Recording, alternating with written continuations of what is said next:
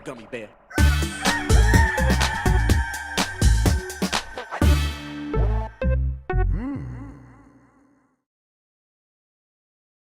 Hey everybody, welcome to Game Mess Mornings with me, Jeff Grubb, your host from GiantBomb.com. Thank you for tuning in. In this episode, we're going to be talking about Nintendo leaking its own games and a new Destiny game that is launching soon. It's going to be a good one because we have Jason Fanelli on the show, which is brought to you by the Giant Bomb store. Go to store.giantbomb.com. But first, Jason, how are you doing? I am good, well rested. I know you and I are both back on vacation. We missed nothing. Nothing of circumstance happened. Take a break. It was nothing Very at all. quiet. I come to you a humbled man. As you know, I wear a lot of hats. And in one way, without moving it for hours in a row, so that you can get. One betrayed me. It betrayed me. Chat. Look at this. Look at this. The backwards hat. Sunburn, everybody. See the hat dots in my forehead. If you look close enough, that's what happens when my wife stays home with one sick kid, and I take the other kid to the beach, and I run around with my head with a chicken with my head cut off, but my hat's still on, and not great. But that was the only blemish in what was a very relaxing, fun time in three different states, doing a whole bunch of cool stuff. I hope your vacation was good as well. Yeah, it was great. It was really nice. Relaxing is the right word. A bunch of beaches for the most part. It's like I feel the need to ever really go to the ocean just because Lake Michigan's really got it all for us. There's really beautiful beaches. The water was warm. That we even got one day where there were really kind of intense waves. Especially they were like up to the kids' height, and so they were like riding waves in and stuff like that. It was awesome. Really good time. I feel, not rested. Let's not kid ourselves. I was still taking care of two kids the entire time, but I feel, I don't know, somewhat like exhaust has happened. I was able to just like let some stuff go and chill out, and that's nice, and kind of start fresh this week. Looking forward to it. But yeah, I mean, glad we're back. And as you said, nothing happened, so I'm sure we won't be picking up any news stories that happened from the last week or anything like that. But let's explain ourselves. This is Giant Bomb. We're a small team of video game doofuses who rely on your support to make cool stuff. If you want to help, you can go to giantbomb.com/join. Gets you ad-free shows, some other extras, some other goodies we're working on, including like, hey, you could have joined that town hall we did last week and ask a question. And now that's up for everybody. I think everyone can listen to that. But if you want to participate in those, you got to join that giantbomb.com/join. That's giantbomb.com/join. Please go ahead, go there. We appreciate it. As far as this show goes, most weekdays, I, Jeff Grubb, will help piece your gaming life back together. That includes breaking news and maybe even some of our own original reporting. For all these topics, I'll get the input of a bona fide expert who will make me look smart. If you are watching live on Twitch, welcome. You can always listen to the show later on podcast feeds by searching for Game Mess Mornings or find the RSS feed on giantbomb.com. You can also catch the show later on YouTube. Hello, YouTube. All right, we have a lot to get into, so let's start the morning mess with the Stop Killing Games initiative has hit a major milestone, but the fight's just begun. This is from Jackson Chen at Engadget. A petition to preserve video game access recently achieved an important milestone of 1 million signatures, but it has two more challenges to overcome before reaching the final level.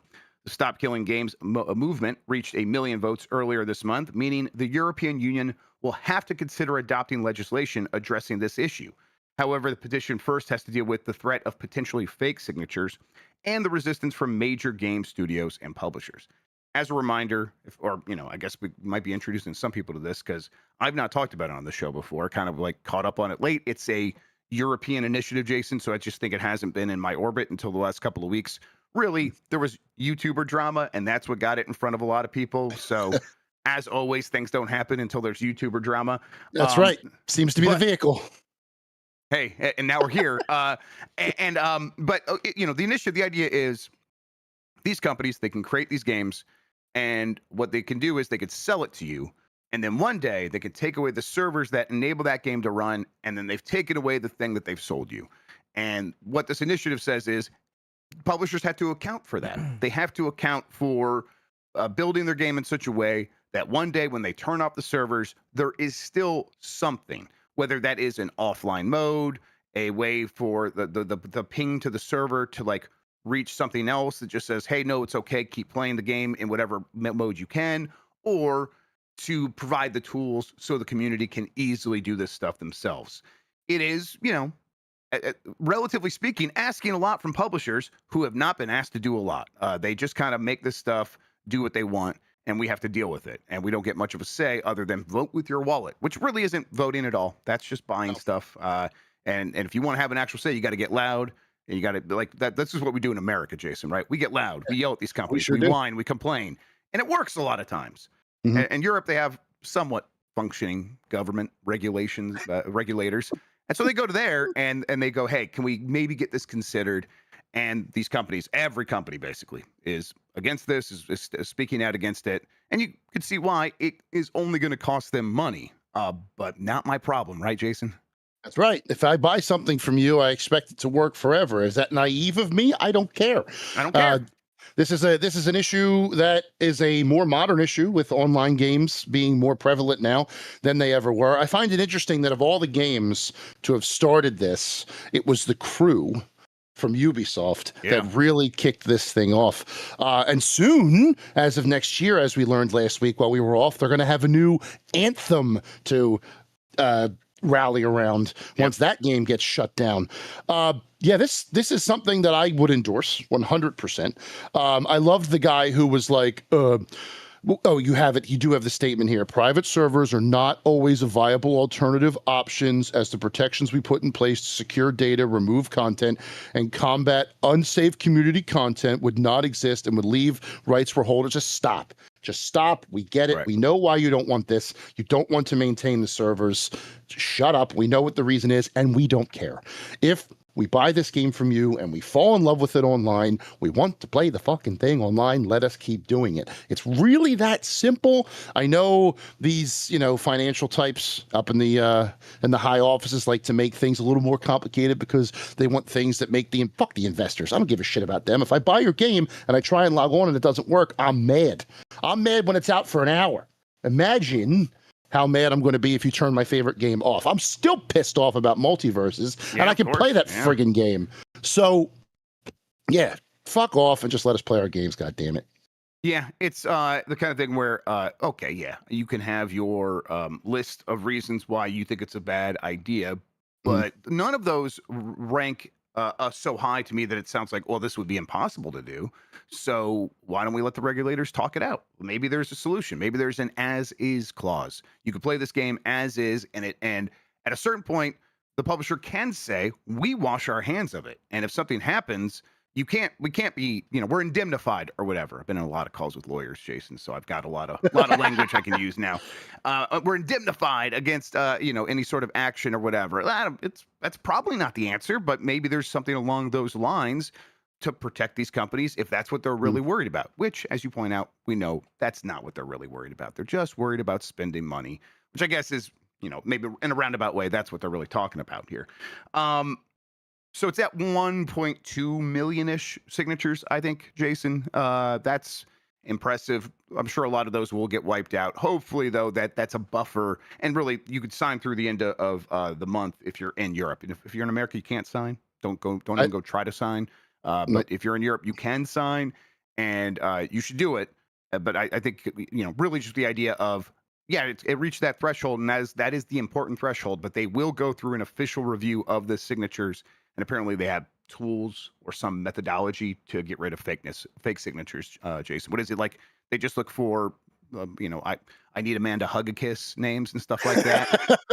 Albert Wesker signing it on the behalf of Umbrella Corporation. Yeah, the Umbrella Corporation. Yeah, I like governments that use technology to make things more efficient. Man, what a feeling. I can't imagine what that's like. I hope this goes as far as it possibly can, to the point where there may be some sort of so you can't see. My thing is, you can't have your cake and eat it too. You can't shut these servers off and say you can't play anymore and then not give people the opportunities to try and make their own private servers. If they want to do it, let them do it. You're talking about the rights holders being liable. Like, who are the rights holders? It's the person that holds the private server. They take that risk. They clearly know the risk if they're going to make this private server. It's also an age-old thing, right? Of communities keeping games alive. and this Yeah. just has not been a problem. I mean, I No. guess maybe as far as I'm aware, I suppose maybe I missed something, but I think keep my ear to the ground. I'm someone who does spend a lot of time like applying mods to games and things like that. And these are things that like change the game fundamentally and could introduce elements that have nothing to do with what the publisher wanted or wants to Sure. be liable for. And it's just not been an issue. I think a big part of that is that the community is decent at self-policing.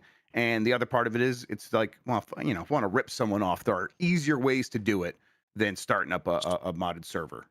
Yeah, so what comes to mind is the Grand Theft Auto roleplay community, right? They're doing Yeah. their own things on their own private servers. They're self-policing. Someone very close to me, someone I know, ran a server for a long time, and I would hear both horror stories and great stories about that experience and what that person had to go through, both controversially with people who were, causing a ruckus in his server and doing all whatever, and people just kind of hanging out, having fun and vibing and streaming stuff from his RP server. That's the why can't every game do that? Why can't every does it cost that much? Then again, Rockstar basically their building is made of money at this point, thanks to GTA Online, so they can afford that kind of thing. But if that's the blueprint, and these companies can at least try to research a cheaper version of it, I don't see why they wouldn't. I don't get it. And then in chat, everyone's throwing out a bunch of reasons why these companies would be against this, trying to be Sure. like this, and it's all they care about the money. And so and Mhm. everyone's kind of circling around that idea. Still, we get it for sure.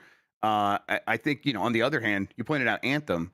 That's a game that like you could play that single player. Yeah, I get it's pinging a server the whole time, Right. but what is really the barrier there between creating that mode so that it can operate offline? And well, I'm sure that's just time, money, and that's what you don't want to spend.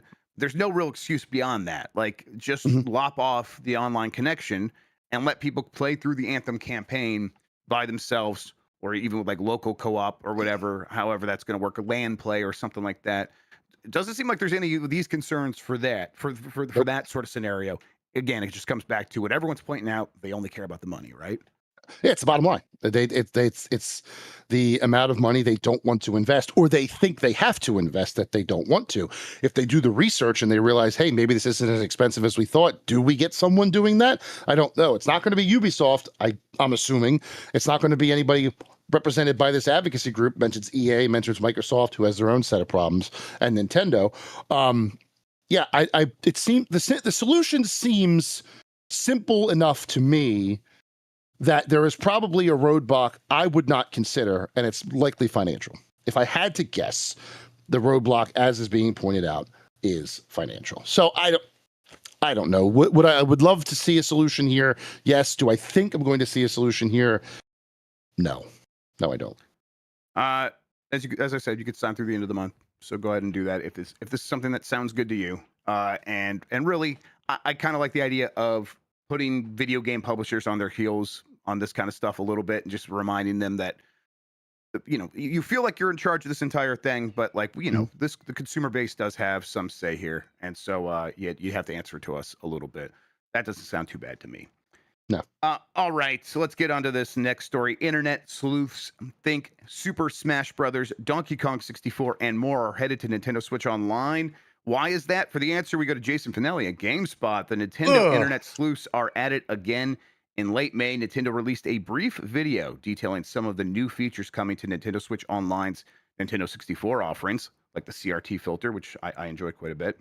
However, that video may have contained more news than it seems, and a group of intrepid internet users think they've cracked the code and revealed a few new games that may be on their way to NSO N64 service. Via IGN, a group of fans led by VTuber Imakuni have analyzed blurry cover art images shown at the 40-second mark in the video below. By enhancing those blurred images and comparing them to images of Nintendo 64 cover art, the group thinks they've unearthed 5 N64 games that aren't on the Nintendo Switch Online service yet, but could be coming soon. So just like a recap, basically the video is like, hey, here's the features. And when you're in the N64 app or any of these games, there's like a settings menu that you can bring up, and it does sort of a shaded glass filter over the background so you can focus on the options, but you could still kind of barely see the outlines of these N64 boxes and cover art in the background. And so people, as you said here in the article, have kind of put these things side by side or on top of one another. I think Game Explain was doing some of that, and they found a couple of examples where it's like it can only be these games, and those games are Donkey Kong 64, Forsaken 64, Glover, Rayman 2: The Great Escape, and Super Smash Brothers, the original. Yes. Do you think this is pretty likely? To me, I see this and I'm like, yeah, that all sounds about right. Yeah, it's a healthy mix of inevitable first party titles and wacky what is Forsaken 64 doing here sort of selection that has defined Nintendo Switch Online on every platform for me so far. And the method in which they do this, like if you go into the thread on X, there's a post that I mentioned in the article by a guy named Betono Guao. I'm sorry if I'm mispronouncing that and you're watching this. I couldn't embed it in the article because CMS is weird, but I did link to that particular post. He basically clipped out the video, and then they put the 5 box arts where they would be in this list, and I'm convinced. It makes sense to me. And yeah, it's the kind of, like I said, the kind of weird, varied selection that these Nintendo Switch Online offerings have been given so far. Yeah, I mean, I think this is very good detective work. I think Inspector Gadget was on the case, and they figured it out. And then now, Dr. Claw at Nintendo's like, I'll get you next time, Gadget. And that's very, very, very mad. So, yeah, cool. I think Donkey Kong 64 makes the most sense with Feels overdue. Yeah, Bajanza coming, next week? Uh-huh. I think is the week after? Like a week and a half, right? Yeah, we're not that far away. God, that's amazing. You take a vacation and then you come back and you almost got Donkey Kong. That's I'm smart. Good move. Yeah, right. And then it's very smart. And then and also too, and this is just a weird one-off theory that I just came up with myself in this very moment. So there's 5 games here, right? But the way that they're positioned in the video, they're actually missing one. So it's like a full row, and then they're missing one, and then the other 2. So it kind of looks like a Tetris piece, right? If you go once a month, so July Donkey Kong 64, August Forsaken, September Glover, October will be the one they're missing, November's Rayman 2, and December Super Smash Brothers, A, just in time for Christmas, and B, December 7th was the release of Ultimate. Yes. So that makes sense to me too, if this is a pseudo release schedule as well. I don't know if that's the case, obviously, but yeah, all of this makes a ton of sense. And as I put on Blue Sky, it never ceases to impress me the depths that people will go to try and figure this stuff out. This video came out on May 26th, and these people were posting this like last week. They have been working on this for over a month, and I salute you. Fantastic. It's good stuff. There's one other one where like people are a little bit less sure, and it's Scars, which is, I can't remember what Scars stands for, but it's like a anthropomorphic. No, it wouldn't be anthropomorphic because it's just animals that are cars, not animals that are people. Anthropomorphic, and it is yeah, I like this game a lot, actually. It's a weird, there's a ton of N64 racing games, so it's not like very exciting. It wasn't at the time either, but it actually plays pretty well. That one they're like 50% sure on, where the rest it's like, oh, it can basically only be these games. Jason, now I would be remiss if I did not mention that it's possible that these things are all just test games that Nintendo has in the background, that they have in a development environment to test to see how the emulation works. And it's like, hey, these are some games that we know would test a certain part of the emulator, so we keep them in the tool, and that's what we were actually using when we made this video. I'm like still pretty optimistic that all of these games will come to NSO. There's not much of a reason. I mean, the third-party games, Forsaken and Glover, maybe because they're third-party and they don't have a deal, but also those are as you pointed out, right in the wheelhouse of the weird games that do tend to come to NSO. So I'm on the side of this is real, and these games are coming to N64 NSO at some point. Yes, I fall in that as well. And I like the idea of Scars because it came out in America on PlayStation, at least in October. So it fits right into I'm just making sure it fits into my schedule as the October game. And also Super Computer Animal Racing Simulator. There it Stars. is. There it is. Supercomputer Animal Racing Simulator. It's a good game, Man, everybody. that whole console just had some weird ass great stuff, didn't it? Just Yes. some weird ass stuff. I think it's the most. I've said it before. The most interesting console. I really do think Yeah. the N64 is. It's like it's a race between that and the Dreamcast. But I mean, for me, it's the N64. All right, let's see here. Yeah, let's do this one real quick. Final Fantasy IX anniversary video refuels rumors of a remake. This is from Jason Fanelli at GameSpot. In September 2021, a massive leak at NVIDIA revealed multiple then unannounced projects. And as years have passed since the leak, all but one of the leaked titles associated with Square Enix has been officially confirmed. That one is a remake of Final Fantasy IX, which is celebrating its 25th anniversary today. And Square Enix has commemorated the milestone by fueling those remake rumors with a new anniversary video. Via VGC, the minute-long video set to the iconic song of Melodies of Life from the Final Fantasy IX soundtrack runs through key moments from the ninth Final Fantasy adventure with shots of main characters Zidane, Garnet, Vivi, and more peppered throughout. The video ends with a new artwork from the team with the words Final Fantasy IX 25th Anniversary included. The video has intensified rumors of a remake, which began with the NVIDIA leak, with many wondering if the project is still in development. Prominent leaker Nate the Hate, shoutouts to Nate, and a comment on Reset Era thread about the video mentioned that perhaps the remake may no longer be coming. I'm like on the fence on this one because, you know, why do all this if you're not going to do something with Final Fantasy IX after working on it at one point, which we know the NVIDIA leak basically confirms they were considering it or working on it at one point. So why not do that if you're doing all this? On the other hand, if you're doing all this, why not just say you're making the damn game? Yeah. At a certain point, it's like they have really dragged on with this teasing, right? Yeah, it's shit or get off the pot is what Yes. is the phrase that I used on Blue Sky. I have a friend, good friend of mine. His name's Rich. He Final Fantasy IX is his game. Like he's got VV, he's got tattoos. It's his game. He ever since that Nvidia leak, he has talked about this thing.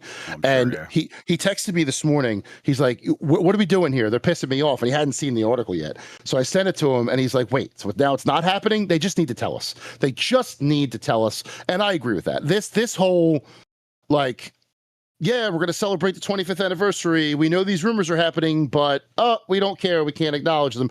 Just listen, I would prefer that you tell us that it's not happening anymore than to just keep dragging this along. And there are things that you can do. There's that mod for the Steam version, the Megori mod, which is very good. The Memoria project, which is, I don't know if that's still happening or not, but that has looked very, very impressive. There are going to be ways to play Final Fantasy IX up in an upscaled way in the future. But if you're doing something official, Square, buddy, pal, just fucking tell us. Will you stop this? Stop all this nonsense. Tell us what's going on with this Final Fantasy IX rumored project thing. Because, and the list of 8 games, which is also here too, was Chrono Cross, Radical Dreamer, that happened. Final Fantasy VII Remake, which was already announced at the time. So that, I guess the PC version was that one. The 9 Remake, a Tactics Remake, which is the Ivalice Chronicles, which is the most recent one announced. Kingdom Hearts 4, which was announced a couple months after the leak. New strategy game, which was the Diafield Chronicle. Technozoga Reborn, and then unannounced card game, which was Voice of Cards, The Forsaken Maiden. 7 for 8 of these Square games in this leak became real.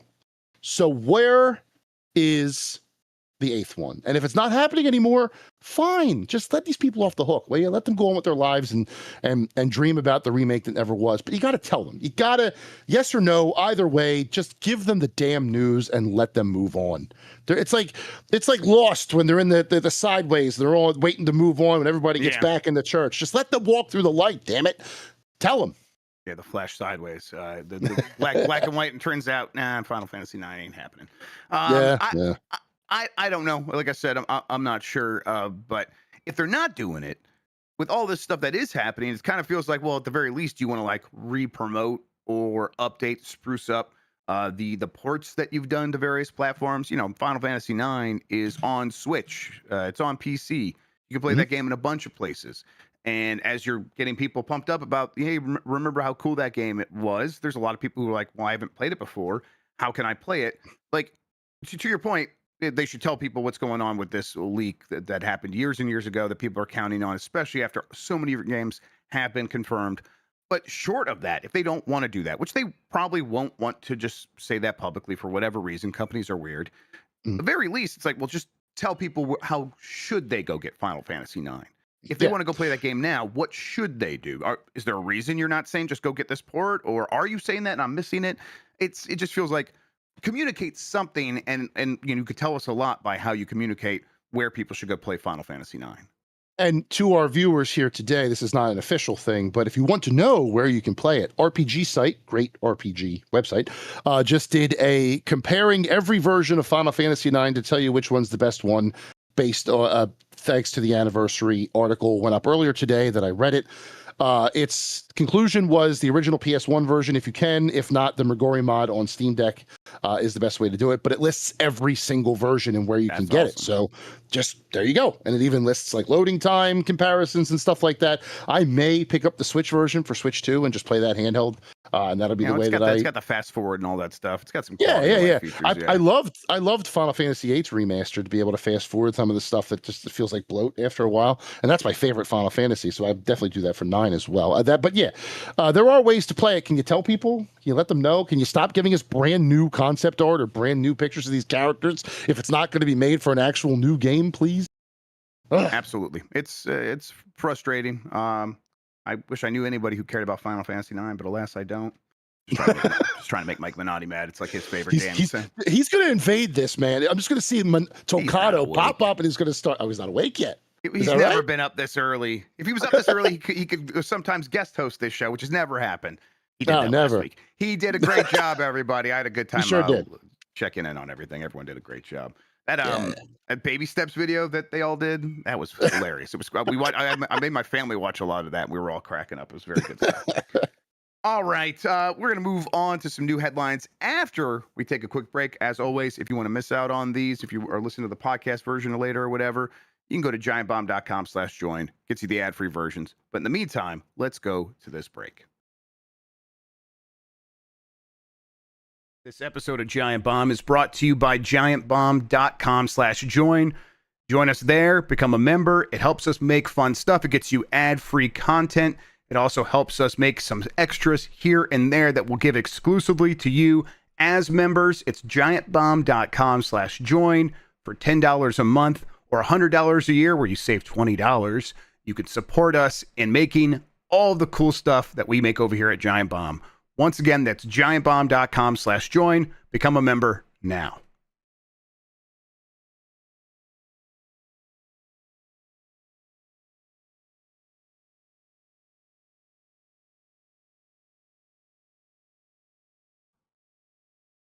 We're back.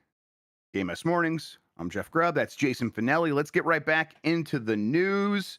Let's go here. Romero Games now completely closed following Microsoft cuts its claim. So we were joking earlier. Nothing happened last week. Everything happened last week. And it's the thing that's been kind of like rolling through this industry for a while now, but it really seems to have come to a head at Microsoft Gaming last week.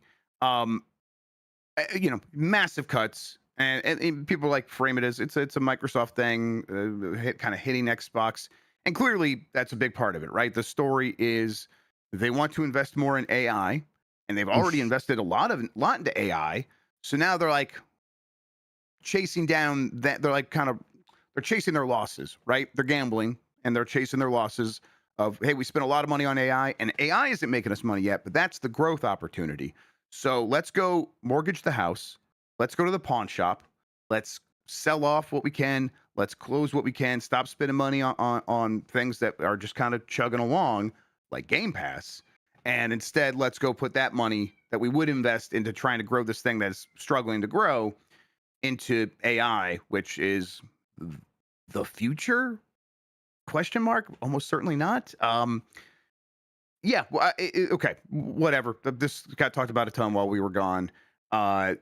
As part of this, we continue to find out more. There is aspects of this that don't come out in the first burst of news, because people are like, oh, okay, what does this mean for Xbox?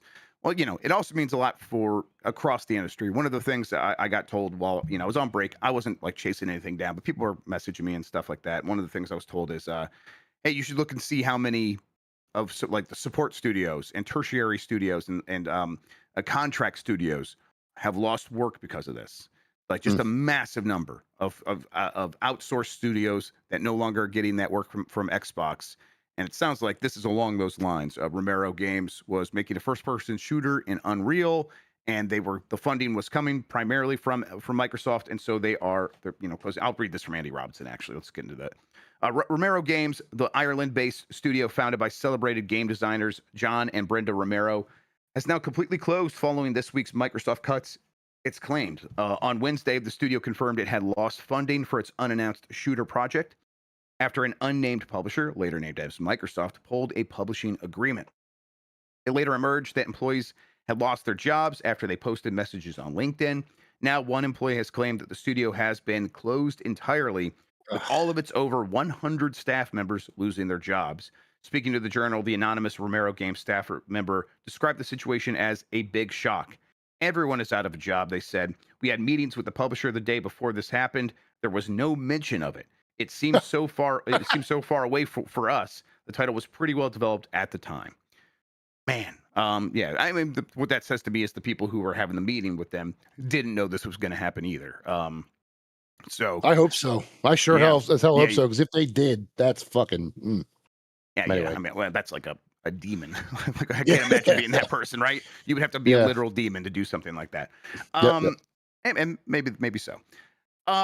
Yeah. I am. I just want cool games to be able to get made. And I thought the whole idea of all of this was Microsoft would be able to enable that to happen. And you know what's going to happen here, right? Is like in a couple of years, they're going to turn around and want to like start doing stuff just like this again. And everyone's going to be like, what the hell? Why didn't you just continue making the game with John Romero a couple of years ago? Because now you're like, hey, we wish we had more games because we got bored with AI and we're turning back to something that actually does kind of make money, like Xbox. And you're going to look like damn fools, but of course they don't care. It is short-term profits, short-term thinking, and it's been disastrous. Yeah, and there's no other way to put it. I also enjoy taking my hard-earned money and throwing it into a hole in the ground. So I don't. I saw the news last Wednesday in Disney World on my wife's birthday, and I'm just like, Jesus Christ!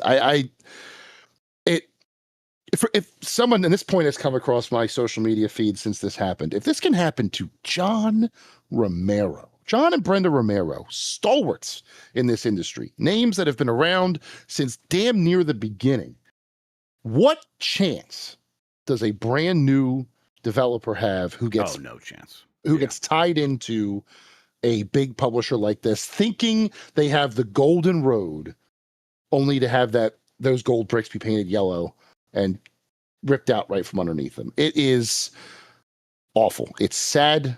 It's heartbreaking. And now you have, and I've said this before with other layoffs, not only do you have the people who are now looking for new jobs in the industry, you're looking for you have people who no longer have jobs in the industry and aren't coming back. Yep. So the industry just loses that talent. Oh yeah. It goes elsewhere. Yeah, why? Yeah, especially, if this is something that was like a dream job for you and it became a nightmare because of something you didn't even do. And if we continue down this article here, was working in a first-person shooter made in UE5.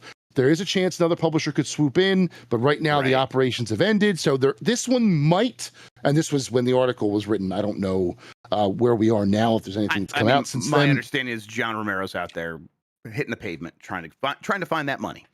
Good. He should. And good, but it ain't out there. That money ain't out there. That's also true, unfortunately. No one's funding games right now. It is low tide for that part of the industry of trying to find money to make a game like this. You sort of have to bootstrap, which is, hard to do. Fund yourself, basically, is what that means. And then hope for the best. Make a game completely on spec. You can't do that with a 100-person studio, right? That's not how that works. Nope. John Romero made a lot of money back in the day. He can't fund a 100-person studio on his own. This is something that has to be like an investment from from the outside. And Microsoft was there saying they were doing that, and then they pulled the plug. And now he's got to go find someone else that can kind of pick up the slack there. And there's just not going to be anyone. I mean, maybe there will be, but it's like your point originally, and as we were reading the story, John Romero maybe could make that happen. What chance does anyone else have of finding that money? Zero. And as Lexi is putting out in chat, shout out Lexi, how are you? Everything they did for the wider Irish games industry, which I really only know about because of Lex. Let's be real. Right. But the way that they have spoken about the Romeros and how much they have meant to that area, that community, that potentially being lost as well.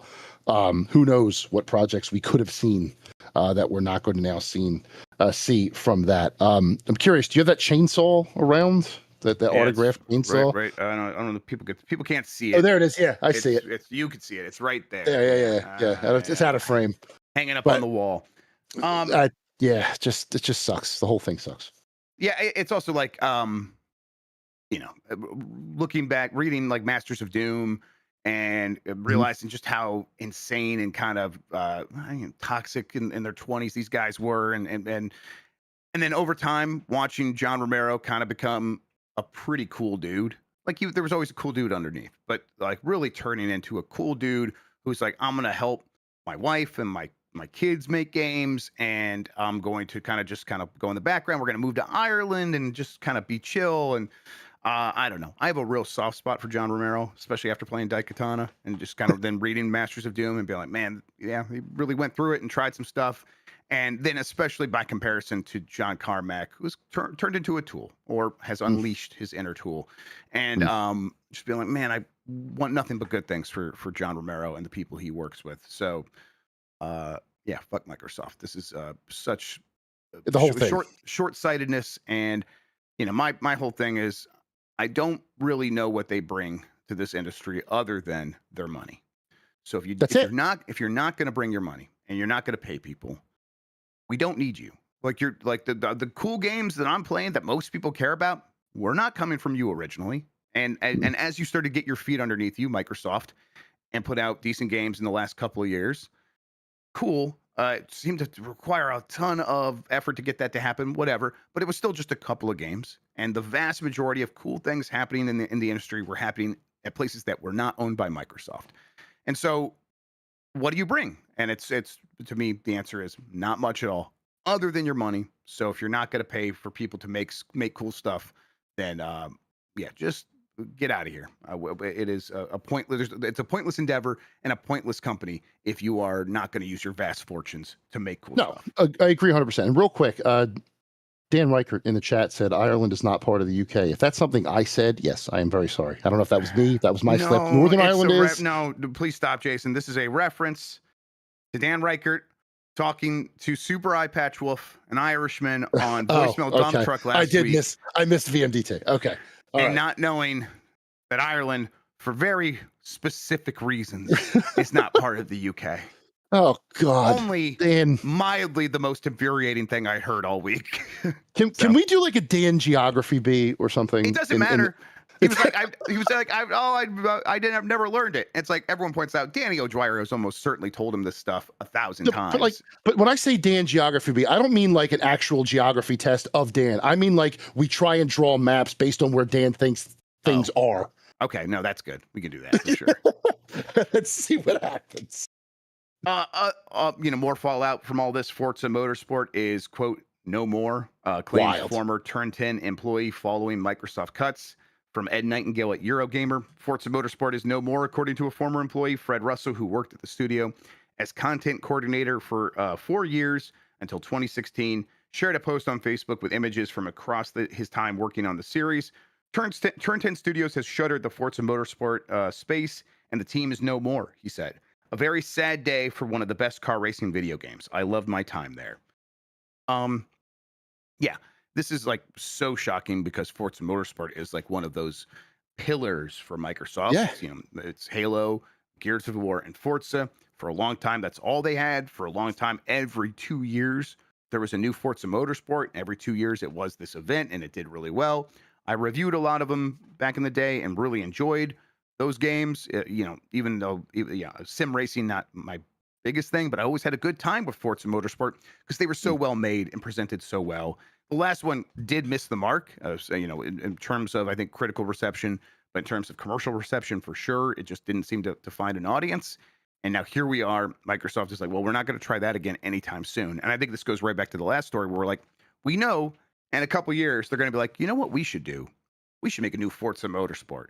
And it's going to be really hard for them to spool that up and get it going again because they're getting rid of the people who made those games. Yeah, it's. I mentioned earlier the people with the talent.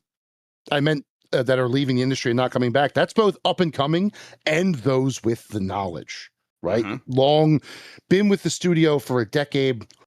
Multiple people who have been here for multiple years. It makes no sense to me.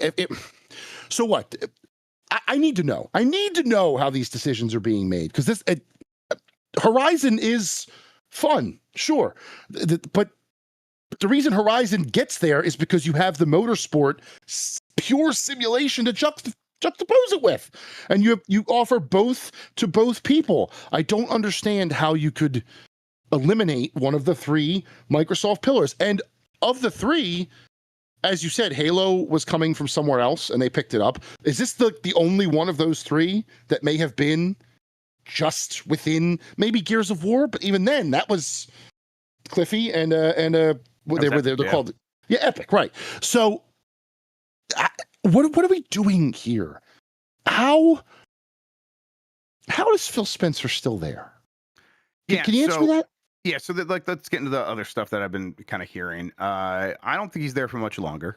The rumors of him leaving soon, I've heard those as well. I think they're probably correct. Everyone answers to him, so he should be the one that gets most of the flack here. But also, a lot of these decisions were Matt Booty. And the way he ran studios. And I don't want anyone to not get their flack that they're due. His idea of just kind of letting these studios figure things out on their own. And sure, they would go ask for money and he would often say yes. That's okay. Pretty cool.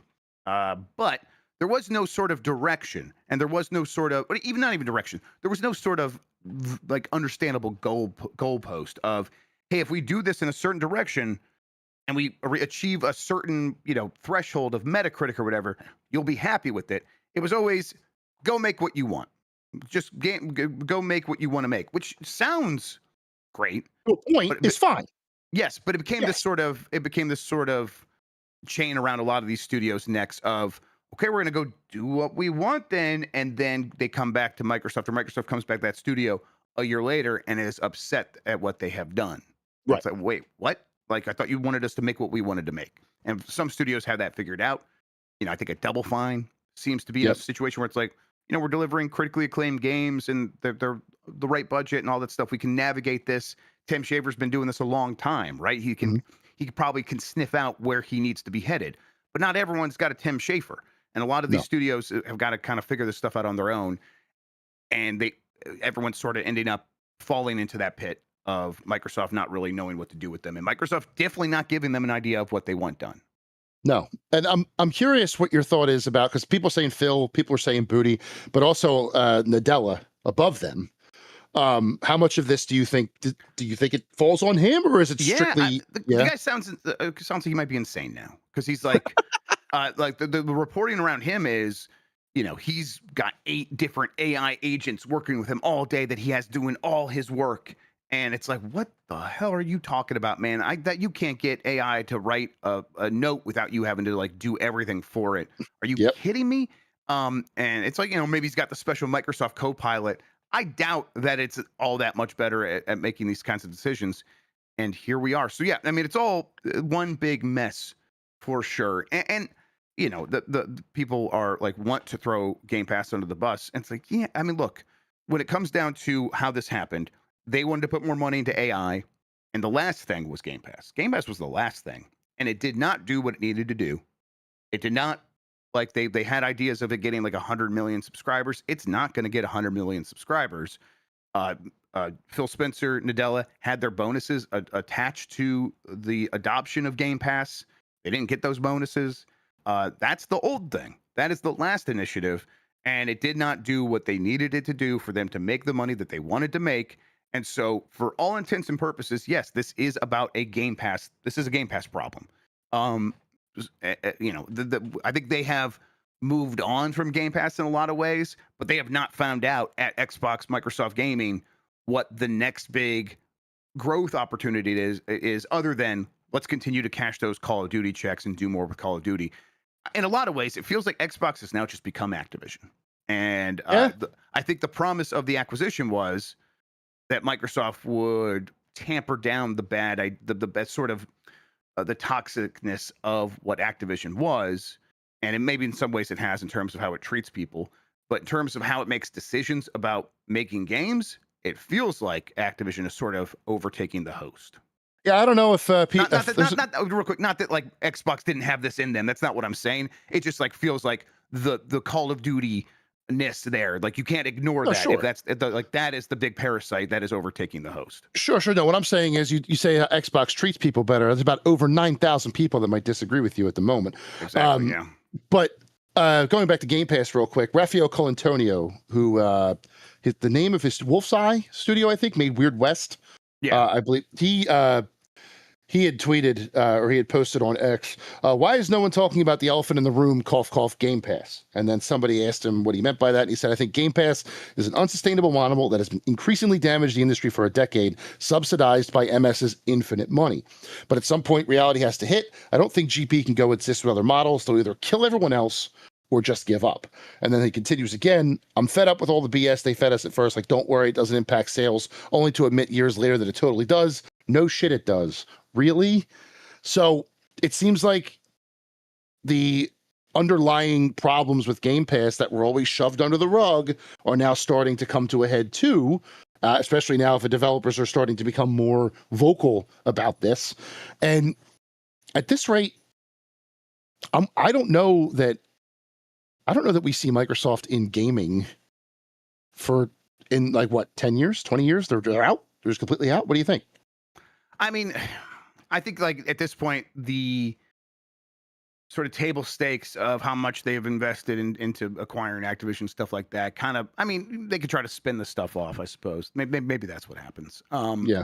So the clearly the efforts they put into gaming over the last 10 years are not going to be matched by the effort they put in the next 10 years. Absolutely. So a slow sort of waning of what Xbox is, it feels like it's already begun. Yeah, I think that trend continues. Whether they get, my guess here, Jason, is that they, in a couple years, when the AI, investor train, pulls off the tracks, because it's like they can only sort of get those buzzwords going for so long before it really has to start making real money. And can it make real money is still a massive question. And if it doesn't, then they start looking around for what else can we do to keep investors happy. Well, we're turning back to entertainment, games. People even in hard times, people want to entertain their hobby.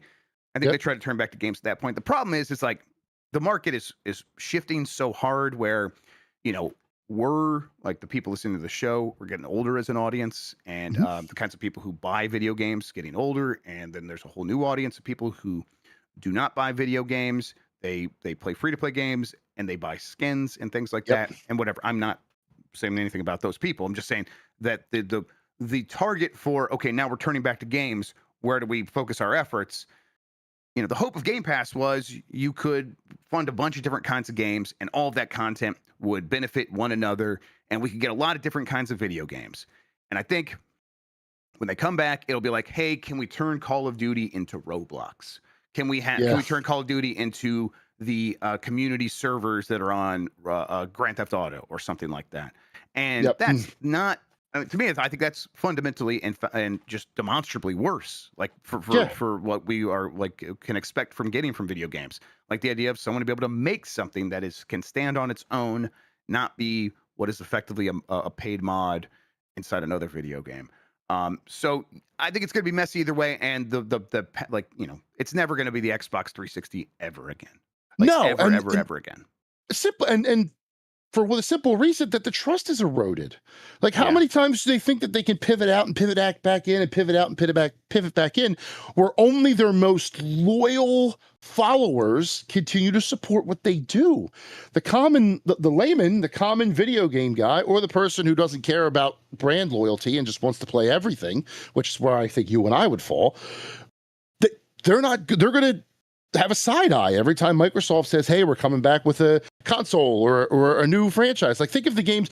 The fact that they had to come out and say that everything that was shown in their Xbox showcase is still scheduled as planned should tell you everything you need to know about the state of video games in Xbox right now. They had an hour and a half presentation, and then not a month later, or just barely a month later, had to say, don't worry, all those games are still coming out. What the hell are we doing here? Yeah, in Xbox era, Chad points out the casual gamer doesn't know anyone was fired. That's not the erosion of trust I'm thinking of. I'm thinking of the people who have to make games. The people who have to sort of build a consensus or build a team underneath Microsoft going forward. Like, you have to tell a story, right? You'd be like, look, we're going to come together and we're going to make something together. And we have this backer that believes in us. Wait, I'm going to raise my hand. Do they believe in us for now? And next week it could be different? And what do you say to that other than, well, yeah, maybe. Probably. And who's going to want to work in those missions? I don't know if they believe in us at all. I just have to say that so you all can come to work and make something, because that's the only way anything gets done is you believe in a story. So that trust is done. And money can talk and can fix a lot. But boy, I don't know if it can fix this. This is a real mess. All right, let's see here. Let's get these last couple of stories. Switch Port Studio compares Switch 2 to both PS4 and Xbox Series S. Basically, as someone who works at Virtuos, or a studio that is like a subsidiary of Virtuos, who does a ton of major ports to the Switch and has now begun that work on the Switch 2, has looked at it like, look, as far as the GPU goes, this thing is right behind an Xbox Series S. Which is impressive. It's not what we were hearing. We're hearing this thing would be about a PS4. And when it comes to the CPU, yes, it's about a PS4. But back to the GPU, like, hey, it's almost as powerful as a Xbox Series S, but it has features that the Xbox Series S does not have, like DLSS. So basically, anything that can run at 60 frames per second or 30 frames per second with some optimizations on Series S should work great on the Switch 2. It's like, okay, that's pretty good news. And then if it's CPU bound, which is maybe something that, like, maybe that's what's happening with that Hitman port. That was kind of running like a little bit rougher than I was expecting. There's a lot of simulation happening in that game that's probably happening on the CPU. So I bet that's holding it back a little bit. So it's not going to be perfect. But I definitely feel like the Switch 2 is powerful enough to set itself up for the next 8 years, right? Like that, it'll probably get pretty shaky at the end, but 8 years sounds about right to me. What do you think? Yeah, I think that the real test is like a year from now to see what kind of games are being developed or what people are saying now that dev kits are more prevalent throughout the entire industry. This is hearing GPU is slightly below the Series S is a good thing, I think, because everyone thought it was going to be more akin to the PS4 or a generation ago. So to hear that it might actually be on par, if not a little less than something that is technically current.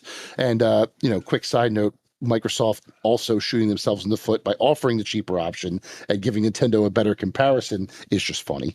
Of course. It's good news. It's good news for the Switch. It's good news for the Switch 2. It's good news for the people who want to develop for it.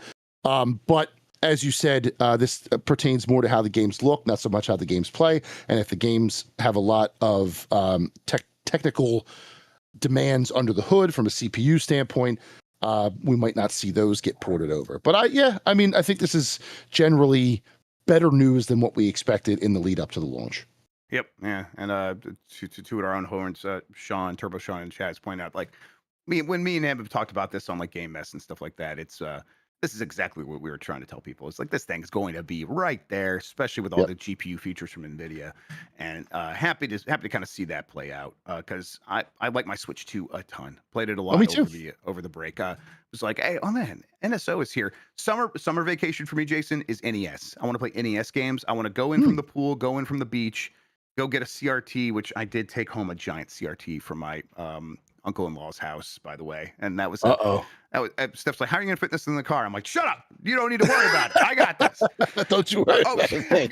I'm getting yelled at right now. Hey, I fit it, didn't I? It all worked out.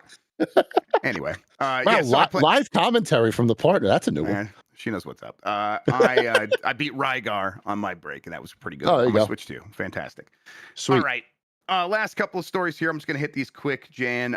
Take Destiny 2 or test Destiny to go in August with new mobile game Destiny Rising from Lane Pitts at GameSpot. Basically, yeah, this is out August 28th. They gave it a date. iOS and Android. It's out August 28th. Surprising some players who theorized it would not come out until early next year, which I think I heard at some point. That was like, yeah, that's coming out quite some time down the road. This could always be like a softish launch where they're like, let's just kind of build things up slowly. This is the NetEase game, the one that is primarily made by NetEase with some supervisory roles from people at Bungie. Any interest in this one? No, but I'm sorry. I just, No, there are no a problem. couple of buzzwords that I keep these things at arm's length: RPG shooter, mobile, NetEase to a point. Some of NetEase games can be really good, but like there's a lot of red flags for me. Having covered mobile gaming extensively in the past, I'm just gonna keep this at arm's length. This is also the people. Now, Diablo Immortal and Marvel Rivals came out and they were great. Don't get me wrong, and I could be very much wrong with this one too. I just need to see it first. I'm not going to jump in I'm with you. feet first in the very beginning, but if it comes out and people are starting to like it, maybe I'll go, yeah, all right, let's see what's going on. Yeah. Also, Destiny is in a weird spot to the point where it's like you bring up Bungie, and chat's just like clowning on them. Well, of course you are, because like what's every story out of Bungie right now? Is they're a mess? All of the supervisors there are a joke. They're stealing art, and that's what everyone in chat is pointing out. It's like, yeah, you're right. Why would I be excited about something that Bungie tangentially worked on with NetEase? This is a game that is not for me for sure. Nope. So maybe there's an audience that's heard of Destiny. It'll find those people, and those people won't care about any of the things that we're talking about. For sure, I get that. It's also like not about.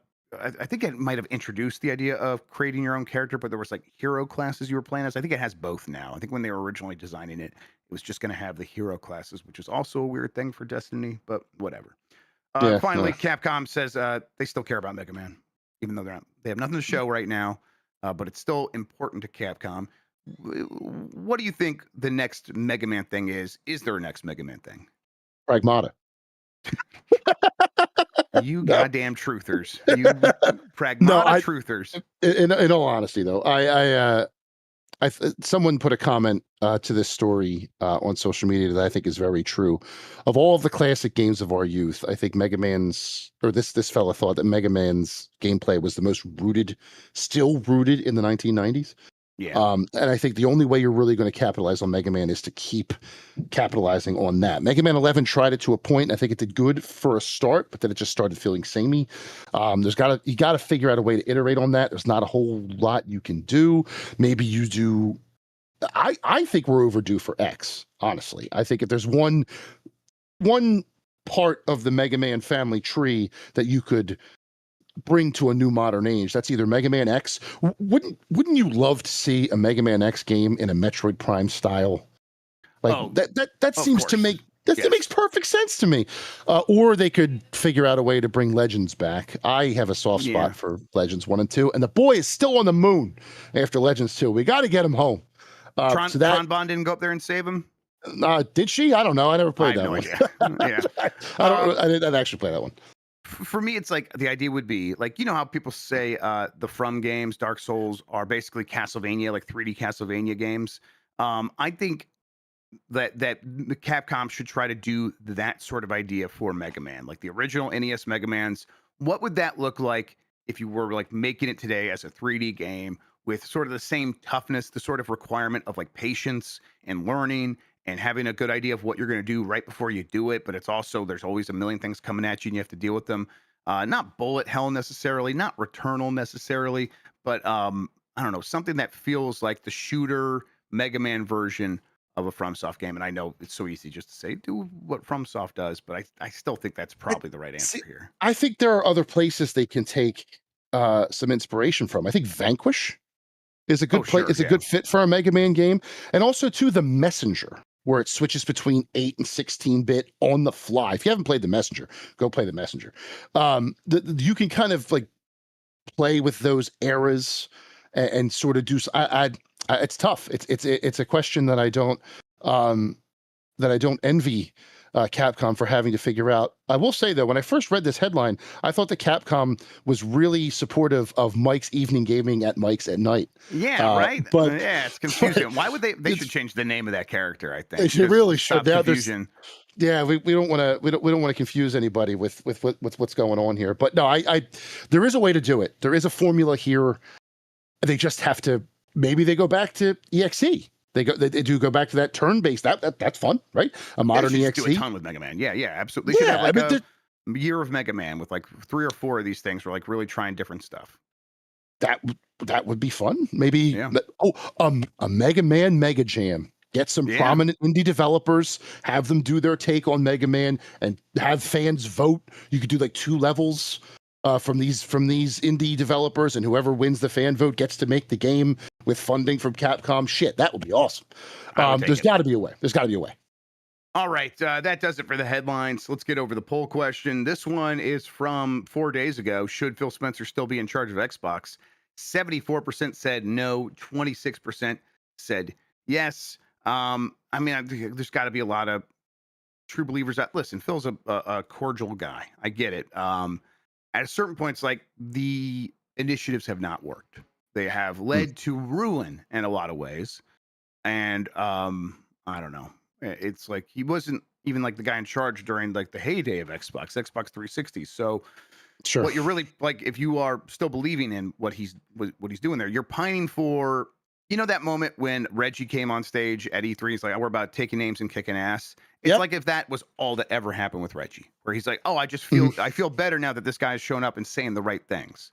Yeah, years and years and years of saying the right things. And I personally think Phil's fine, but I at this point, how many people have been laid off? Like we're talking 20,000 over the last several years. Like that's an insane number to say out loud. I don't. To me, that's just mismanagement. That is mismanagement. And at a certain point, it was probably years ago, but at a certain point, clearly, can we just punish the people in charge instead of the people at the bottom who get laid off every time instead? Just one of these times. So I don't think he should be in charge anymore. I agree with you, but there's a small part of me that is thinking about the adage, better to deal with the devil you know than the devil you don't. That's a good point. And who succeeds him? Does anyone succeed him? Does it just get absorbed into a different part of Microsoft? You're right. Maybe all of us, like there's tens of thousands, if not there's probably north of 100,000 people still working at Xbox. Yeah. And are they in better hands with Phil, who is begrudgingly like, yeah, I'm getting a lot of hate now, deservedly so, but I want to like do right by these people. They're still. I don't know. It's very easy to sit here and be like, get out of there. You're right though. We're not thinking about unintended consequences, which is worth considering. All right, we got a new poll question we'll get to here in a second. Before we do that, Jason Fanelli, why don't you tell people where they can find you on the internet, what you have going on, all that good stuff. At Big Man Fanelli at all socials. B-Sky is where I'm most active, but I also post pictures on Instagram, and that takes it over to Facebook, so I don't have to log in there. X is basically, I check it once a month, if that.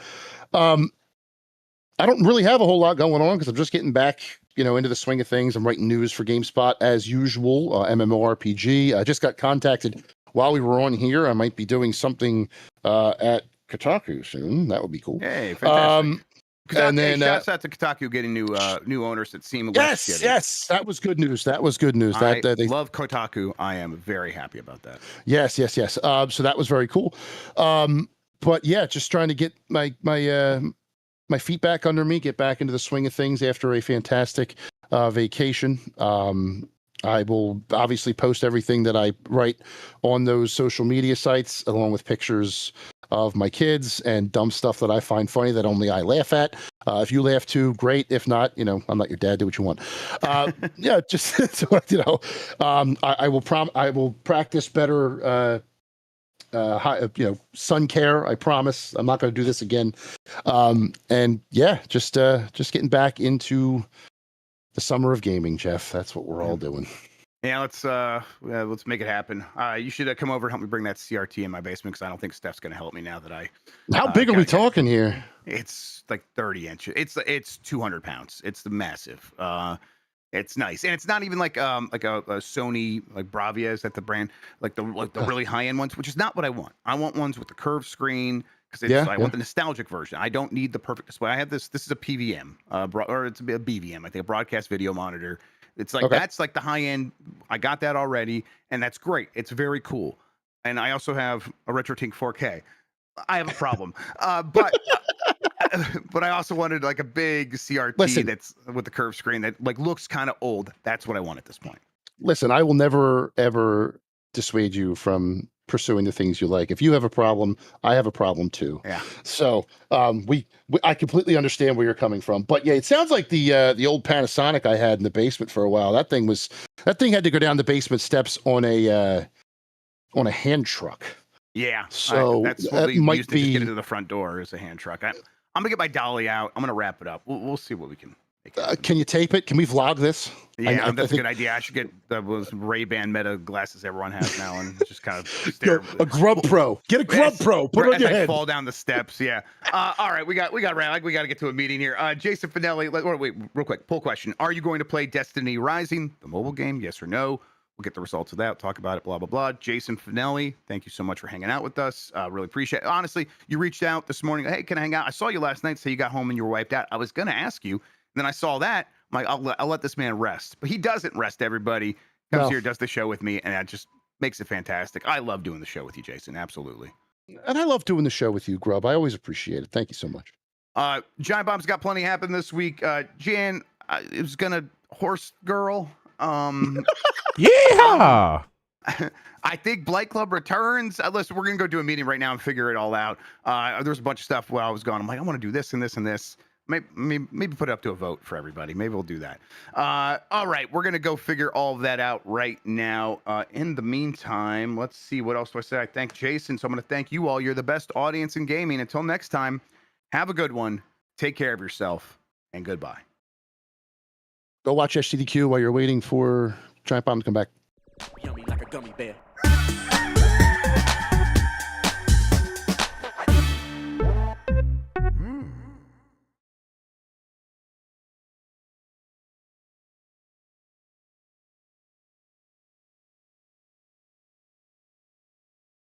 One.